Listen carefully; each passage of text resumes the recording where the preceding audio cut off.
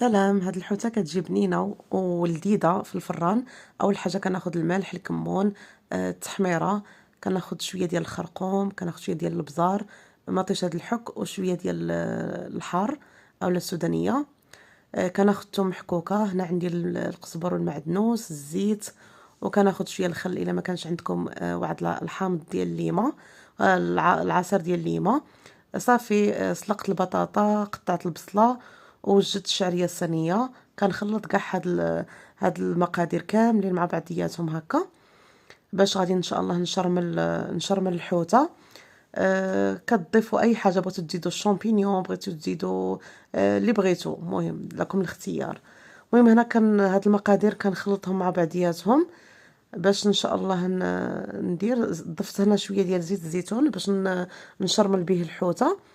كما قلت لكم سلقت البطاطا نص سلقه ضروري.